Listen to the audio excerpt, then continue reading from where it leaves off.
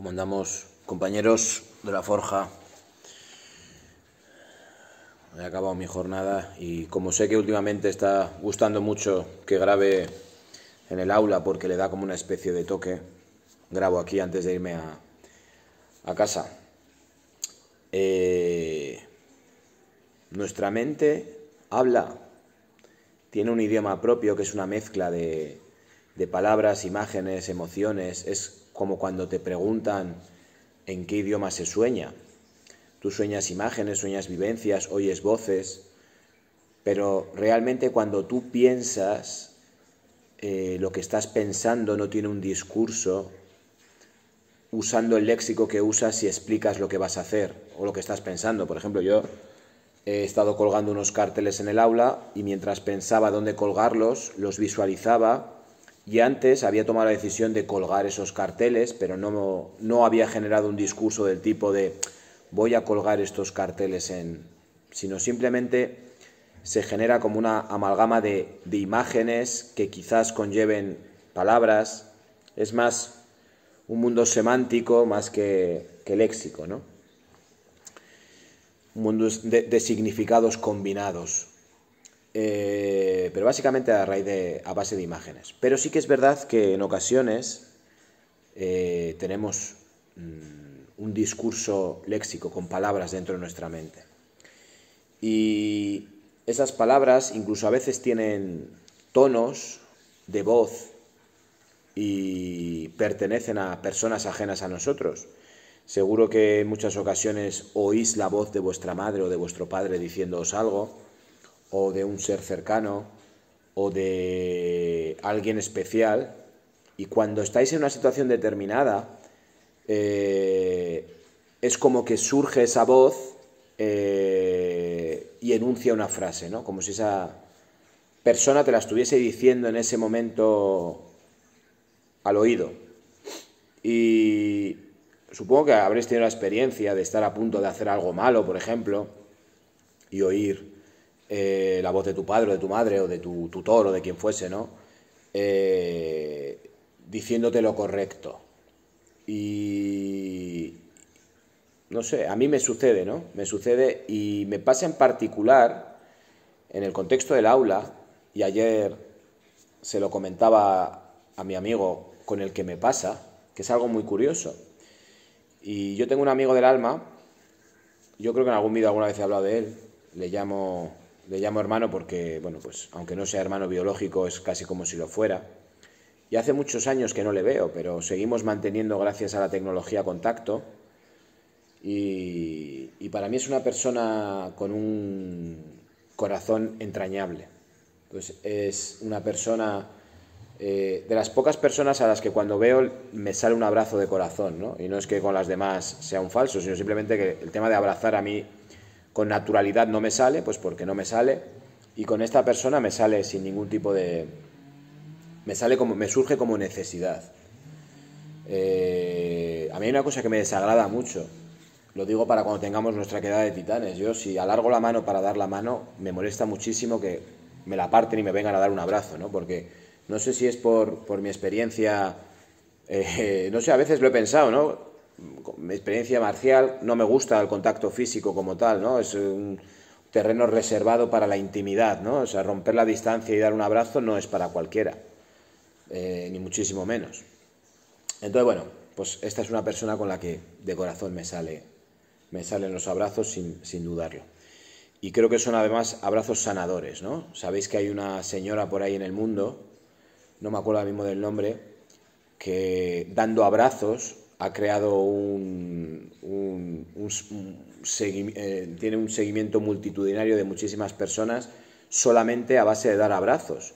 Tiene muchísimos seguidores y ha creado como una especie de grupo de personas, es una mujer india, de una revolución a través del abrazo, ¿no? Entonces, bueno, el abrazo es muy significativo, un día podemos hablar de ello con más profundidad. Bueno, a lo que voy, que como siempre me enrollo un montón.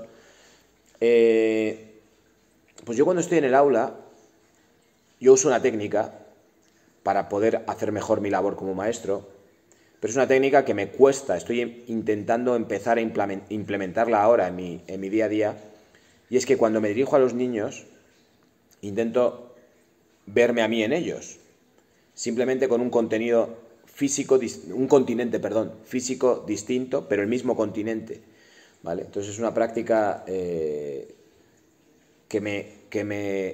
creo yo, que me permite un trato mejor hacia ellos. Y de más calidad, ¿no? Y más humano. Pero además hay veces que, bueno, pues las circunstancias del aula todos los conocemos, que pierdo los nervios, ¿no? Aquí donde me veis todo tranquilo, pues pierdo los nervios.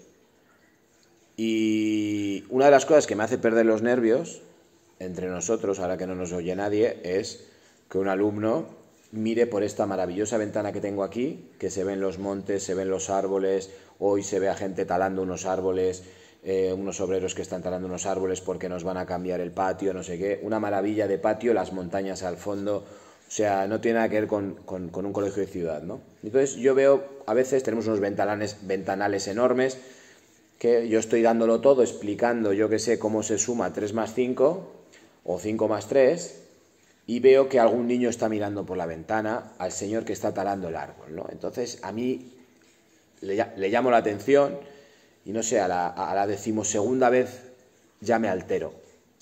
Acabo de mentir, no es a la 12ª vez, es a la 3ª vez, normalmente, o a la 4ª, cuando ya veo que el chaval pasa de mí completamente y está más pendiente de dónde va a caer la rama que están talando que de cómo se suma 5 más 3.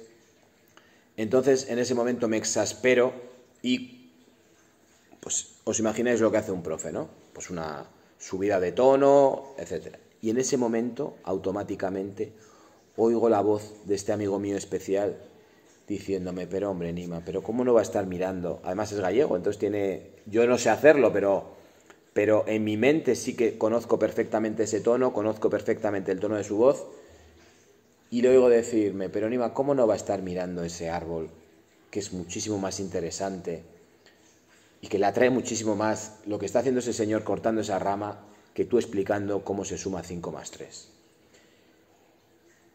Y no os lo vais a creer, pero automáticamente, ¡boom!, todo mi fulgor, toda mi llama interna, mi rabia, mi frustración como maestro, que no soy capaz de captar la atención del alumno para algo tan súper interesante como sumar 5 más 3, hace así, se baja, y es como que yo en mi corazón le doy la razón a mi amigo y entonces todo va mejor. Esto no quita que a veces ni siquiera mi amigo pueda rebajar mi furia y mi ira, ¿no?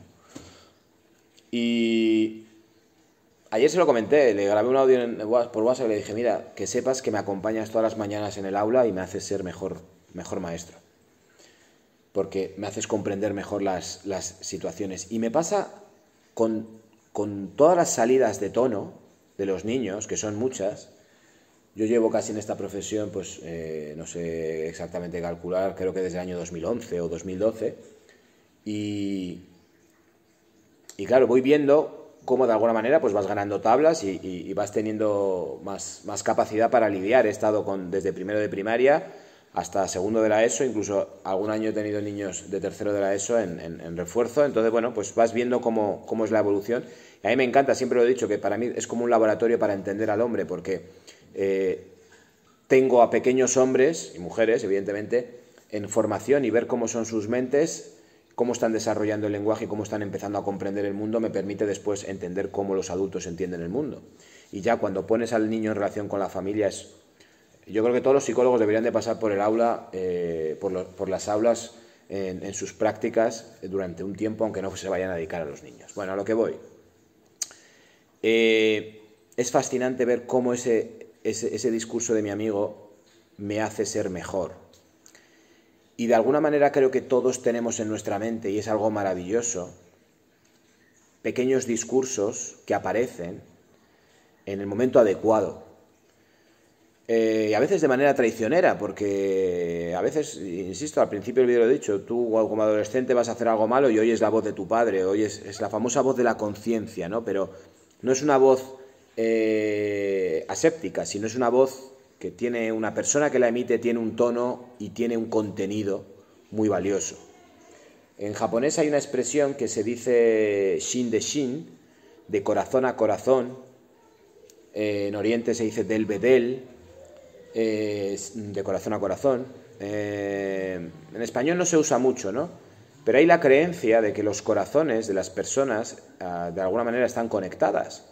Y sobre todo las personas que generan un vínculo especial, aunque sea corto, pero durante mucho tiempo esa conexión permanece, incluso puede permanecer después de la muerte. Tengo un podcast que hablo de cómo superar no cómo superar, sino la pérdida de un ser querido. Y hablo de cómo personas que mueren, sigues manteniendo, creas un espacio en tu interior donde mantienes un diálogo con esa persona fallecida. Y es un diálogo a veces mucho más íntimo del que puedes tener en directo, ¿no? Porque en directo hay una serie de limitaciones, una serie de emociones que a veces